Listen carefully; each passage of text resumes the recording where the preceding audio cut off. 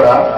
ಯಾಕಂದ್ರೆ ನಾನು ಕೂಡ ಆ ಕಾಂಗ್ರೆಸ್ ದರಿದ್ರ ಪಾರ್ಟಿ ಸೇರಿ ಅಧ್ವರ ಇದ್ದು ಮೂಲೆ ಗುಂಪಾದ 5 ಸಾರಿ ಗೆದ್ದರು ಚಿಲ್ಲರೆ ನನ್ನ ಮಕ್ಕಳಿಗೆಲ್ಲರೂ ಮಂತ್ರಿ ಮಾಡಿದ್ರು, ಅದ್ದಾನೆ ನನ್ನ ಮಕ್ಕಳಿಗೆಲ್ಲ ಮಂತ್ರಿ ಮಾಡಿ ₹400 ₹100 ನನ್ನೇ ತಂದು ಬಿಸಾಕ್ಬಿಟ್ರಿ. ಗುಡ್ಡೆ ಮಕ್ಕಳು ಏನ್ ಮಾತಾಡ್ಬೇಕ್ರಿ ಅವ್ರ ಬಗ್ಗೆ,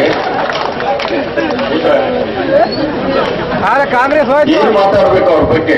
ಇಷ್ಟು ಚಿತ್ರಹಿಂಸೆಗಳು ಅನುಭವಿಸಿ ಪಾರ್ಟಿಯಿಂದ ಬಂದೆ. ಮಾನ ಮರ್ಯಾದೆ ಇರೋದು, ಬುದ್ಧಿವಂತ ವಿದ್ಯಾವಂತ ಏನಾದ್ರು ಸ್ವಲ್ಪ ಮಟ್ಟಿಗೆ ತಿಳ್ಕೊಂಡ್ರೆ ನಿಜವಾಗ್ಲೂ ಕೂಡ ಆ ಪಕ್ಷಕ್ಕೆ ತಲೆ ಹಾಕಿ ಕೂಡ ನೋಡಬಾರ್ದು, ಮೊಕ ಹಾಕಿ ಕೂಡ ನೋಡಬಾರ್ದು. ಎಲ್ಲ ಅಧ್ವಾನಿತು ಕಥೆ ಆಗ್ಬಿಡುತ್ತೆ. ಇನ್ನೊಂದು ಮಾತು ಹೇಳ್ಬೇಕಂದ್ರೆ, ಈಗ ಇತ್ತೀಚೆಗೆ ಒಂದು 4-5 ಜನ ಕಲ್ತ್ಕೊಂಡ್ಬಿಟ್ಟವೆ.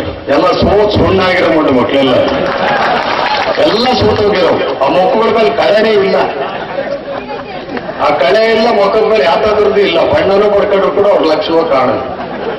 ನೋಡಿದ್ದೇ ಮುಖಗಳು ನೋಡ್ಬೇಕು. ಬೆಳಿಗ್ಗಿಂದ ಸಾಯಂಕಾಲ ನಾ ಗೋಡ, ನನ್ ಗೋಚಿಕರ, ನಾನ್ ಚೊಪ್ಬೇಕು ಏನಲ್ಲ, ನೀವು ಹೇಗೆ ಕೊಟ್ಟೆ ಮಾಮತ್ತ ಬಾಯರು ಇಡೇ ಹೋಟ್ಲು ಇಟ್ಲೆ ಗುದ್ದಲ್ಲ, ಅಟ್ಲೆ ಗುದ್ದಲ್ಲ. ನಾವೇನ್ ಬಾಯರು ಅಂದ್ರೆ ನಾನು ಅವ್ರು ಏನಾದ್ರು ಏನ್ ನಾವು ನಾಯಕರಲ್ಲೇ ನಾವು ಇವ್ರು ಮಾತ್ರ ಹೇಳ್ಕೊಳ್ಳೋದು. ನಮ್ಗೇನಾಗೈತ್ರಿ, ನಮ್ಮವರೈತೆ ಬಂದು ಬಳಗವೆಲ್ಲ. ನಾವು ಜಾತಿಗಳಿಂದ ರಾಜಕಾರಣ ಮಾಡಿಲ್ಲ. ರಾಜಕೀಯ ಮಾಡಿರ್ತಕ್ಕಂಥದ್ದು ಸರ್ವಾಂಗಿ ಇರತಕ್ಕಂಥ ಜನಗಳು, ನಮ್ಮವರು, ನಮ್ಮ ಭಾಷಿಕರು, ನಮ್ಮ ಅಭಿಮಾನಿಗಳು ಅನ್ನೋ ದೃಷ್ಟಿ ಇಟ್ಕೊಂಡು ನಾವು ಮಾಡಿದ್ವಿ. ಇವ್ರು ಬಂದು ನಾವೆಲ್ಲ ಗೌಡರು ಸೇರ್ಬಿಟ್ಟಿವಪ್ಪ, ನೀವು ಬಿಜೆಪಿಗೆ ಊರಾಗೆ ಬಿಟ್ಕೋಬೇಡ್ರಿ, ಬಿಜೆಪಿಗೆ ಒಂದು ಓಟು ಬಿಡ್ಬೇಡ್ರಿ. ಇವ್ರೇನ್ ಮಾಡಿದ್ರು, ಇವರು ಅದೇನು ಹೇಳ್ತಾ ಇದ್ರು. ನಾನು ಬೆಳಿಗ್ಗೆ ಯಾವ್ದೋ ಒಂದು ಉದಾಹರಣೆ ಹೇಳ್ತಾ ಇದ್ದೆ. ಬೆಕ್ಕದ ದೂರದಲ್ಲಿ ಎಲೆಗಳೆಲ್ಲ ಪಲ್ಟಿ ಹೊಡ್ಕೊಂಡು ಆಡ್ತಿದ್ವು ಅಂತ. ಬೆಕ್ಕ ಸರಿಯಾಗಿದ್ದಿದ್ರೆ ಹುಲಿಗಳು ಯಾವ ಹೊರಗೆ ಬರ್ತಿರ್ಲಿಲ್ಲ. ಹೀಗಾಗಿ ಅವ್ರ ಪರಿಸ್ಥಿತಿಯಾಗಿ ಬಂದ್ಬಿಟ್ಟದೀಗ. ಇನ್ನು JDS ಈ ಕಾಂಗ್ರೆಸ್ನವರು ಈ ಬೆಕ್ಕುಗಳು ಒಂದು ಚೆಂಡು ಕೊಟ್ಬಿಟ್ಟು 2-3 ಬಾಲಕ್ಕೆ ಬೆಕ್ಕುಗಳು ಸೇರ್ಕೊಂಡು ಕೊಯ್ಯೋ ಅಂದ್ಕೊಂಡು ಕಿಚ್ಚಾಡ್ತಿರ್ತಾವಲ್ಲ, ಹಂಗೆ ಇವರು ಪಕ್ಷ ಎಲ್ಲವರೆಗೂ ಲೋಕಸಭೆ ಎಲೆಕ್ಷನ್ ಮಾತ್ರ ಸೀಮಿತಂತೆ. ಅದಾದ್ಮೇಲೆ ಅವರಂತೆ, ಇವರಂತೆ. ಇದು ಸುಮ್ಮನಿಲ್ಲ. ಇಲ್ಲಿ ನ್ಯಾಷನಲ್ ಪಾರ್ಟಿ, ಇದು ರಾಷ್ಟ್ರೀಯ ಪಕ್ಷ, ಇದಕ್ಕೊಂದು ಗೌರವ ಐತಿ. ನರೇಂದ್ರ ಮೋದಿ ಬಗ್ಗೆ ಅದ್ರ ಬಗ್ಗೆ ಅವ್ರು ಚೆನ್ನಾಗಿ ಹೇಳಿದ್ರೆ ನಾನು ಪದೇ ಮಾಡಕ್ ಹೋಗಲ್ಲ. ನಮ್ಮ ಚಿತ್ರದುರ್ಗ ಜಿಲ್ಲೆಯ ಮರ್ಯಾದೆ ಪ್ರಶ್ನೆ ಇದೆ.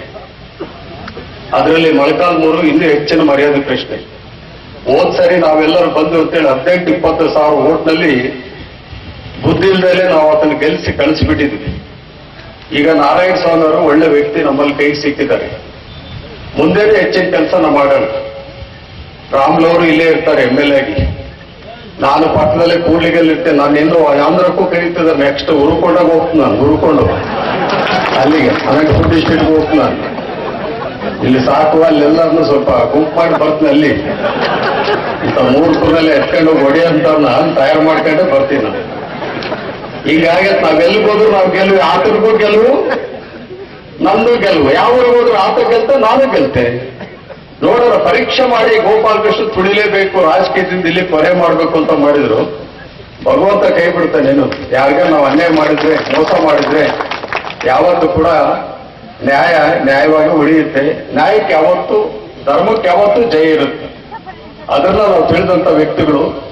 ನಾನು ಹೇಳ್ತೀನಿ, ನಾನು ನಿಜವಾಗ್ಲೂ ಕೂಡ ಪಕ್ಷದಲ್ಲಿ ಇದ್ದಂತ ಸಂದರ್ಭದಲ್ಲಿ ಬಹಳ ನೊಂದಿದ್ದೀನಿ, ಬಹಳ ನೋವಾಗಿದೆ. ಈ ಪಕ್ಷದಲ್ಲಿ ಬಂದ ಮೇಲೆ ವಿದ್ಯಾವಂತರಿಗೆ, ಬುದ್ಧಿವಂತ ನಿಜವಾಗ್ಲೂ ಕೂಡ ಬಹಳ ಗೌರವ ಇದೆ.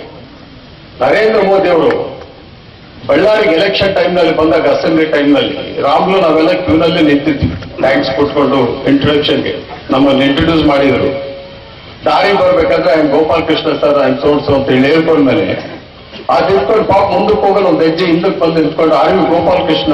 ನೋ, ಈ recently join the party KSR ಅಂತ ನಾನು ಆಲ್ ದ ಬೆಸ್ಟ್ ಆಗಂತೇಳಿ ಹೆಗಲ ಮೇಲೆ ಕೈ ಹಾಕ್ಬೋದು. ಅಂದ್ರೆ ಅವ್ರು ಎಲ್ಲಿವರೆಗೂ ಅಂತ ಡೆಲ್ಲಿಯಾಗಿರ್ತಕ್ಕಂಥ ಜನ ಕೂಡ ಇಲ್ಲಿ ಏನ್ ನಡೀತದೆ ಅಂತ ತಿಳ್ಕೊಳ್ಳೋಂಥ ಯೋಗ್ಯತೆ, ಘನತೆ ಅವರಲ್ಲಿದೆ. ಅದನ್ನ ಇಲ್ಲಿ ನಡೀತಕ್ಕಂಥ ಬಡತನದ ಬಗ್ಗೆನೂ ನಮಗೆ ಚೆನ್ನಾಗಿ ಅರ್ಥ ಮಾಡ್ಕೊಂಡಾರೆ. ಈ ಒಂದು ಸಂದರ್ಭದಲ್ಲಿ ನಾರಾಯಣ ಸ್ವಾಮಿ ಅದೇಕೋಸ್ಕರ ಇಲ್ಲಿ ಇಟ್ಟಿದ್ದಾರೆ. ರಾಮುಲು ಇಲ್ಲೇ ಇರ್ತಾನೆ, ನಾನು ಇರ್ತೀನಿ ಪಕ್ಕದಲ್ಲೇ. ನಿಮ್ಮನ್ನು ಯಾವತ್ತು ಸಂದರ್ಭದಲ್ಲೂ ಕೈ ಬಿಡಲ್ಲ. ಅಪ್ಪರ್ ಭದ್ರದ್ದು ಖಂಡಿತವಾಗ್ಲೂ ಇನ್ನು ಜಾಸ್ತಿ ಉದ್ದ ಹೇಳಕ್ ಹೋಗಲ್ಲ. ಅದರಲ್ಲಿ ಅಪ್ಪರ್ ಭದ್ರ 1 ವರ್ಷ 2 ವರ್ಷದಲ್ಲೂ ಡೆಫಿನೆಟ್ ಆಗಿ 100% ಈ ಭಾಗದಲ್ಲಿ ಬರ್ತಕ್ಕಂಥ ಕೆರೆಗಳಿಗೆ ನೀರು ತುಂಬತಕ್ಕಂಥ ಕೆಲಸಕ್ಕೂ ಖಂಡಿತ ಆಗುತ್ತೆ. ಅದು ಒಂದು. ಕುಡಿಯೋ ನೀರಿಗೆ ಈಗಾಗಲೇ ನಾವು ಟೆಂಡರ್ ಕರೆದು ಇವೆಲ್ಲ ಮಾಡಿದೆ, ಮೆಗಾ ಕನ್ಸ್ಟ್ರಕ್ಷನ್ ಕೊಟ್ಟಿದ್ದಾರೆ. ಈಗಾಗಲೇ ಕಾರ್ಯಕ್ರಮ ನಮ್ಮ ಕೂಡ್ಲಿಗಿಂದನೇ ಪ್ರಾರಂಭ ಆಗ್ತಾ ಇದೆ. ಕೂಡ್ಲಿಗಿಂದ 25 ಎಕರೆ ಜಮೀನು ಕೊಟ್ಟಿದ್ದೀನಿ. ಕಾರಣ ಯಾಕಂದ್ರೆ ಚಳ್ಳಕೆರೆ ತಾಲೂಕು, ಮೊಳಕಾಲ್ಮೂರು ತಾಲೂಕು ಮತ್ತೆ ಈ ಪಾವಗಡಕ್ಕೆ ನೀರು ಹೋಗ್ತಾ ಅಂತ ಹೇಳಿದ್ರೆ